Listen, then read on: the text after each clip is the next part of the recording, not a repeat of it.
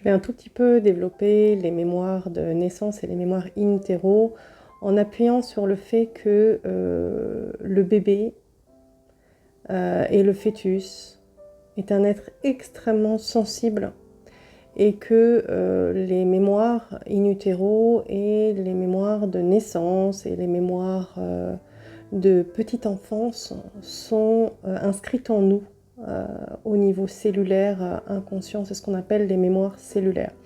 Et pendant la grossesse, la mère et l'enfant forment une unité biologique et l'enfant va ressentir tout ce que ressent la mère.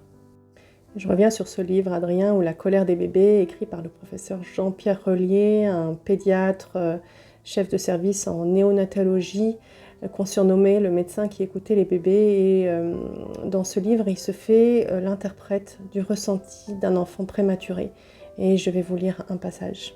Donc, le principal protagoniste de ce livre est un petit garçon né prématurément et placé en couveuse. Le sentiment d'abandon, les contraintes techniques et chimiques imposées à son corps, les bruits, les lumières, la pesanteur interrompaient constamment son rythme personnel et gênaient en permanence l'achèvement de son être. Les médicaments qu'on lui administrait diffusaient dans son organisme des substances qui ont modifié l'ordonnancement et transformé l'organisation de ses neurones, les imprégnant d'une mémoire chimique délétère.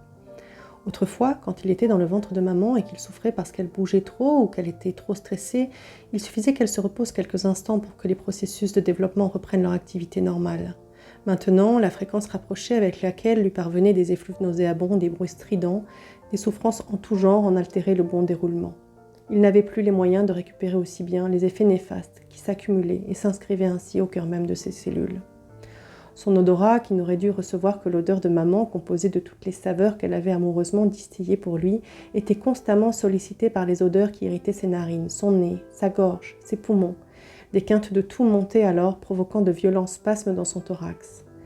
Dans le ventre douillet de maman, il lui suffisait de se laisser flotter dans le nid liquide pour que son corps se libère des contractures. Ici, il était contraint de demeurer sur le dos ou sur le ventre, épinglé comme un papillon. Seul, il lui était dorénavant impossible d'atteindre cet état propice à l'élaboration de sa personne. Il aurait voulu retrouver le tam-tam envoûtant du cœur, les gargouillis joyeux des intestins, la voix veloutée et le rire en cascade de maman. Les bruits qui n'étaient plus filtrés par le corps de sa mère l'agressaient. Son tympan subissait de trop fortes vibrations pour sa fragile constitution. Son être n'était pas encore en condition pour recevoir le monde à l'état brut.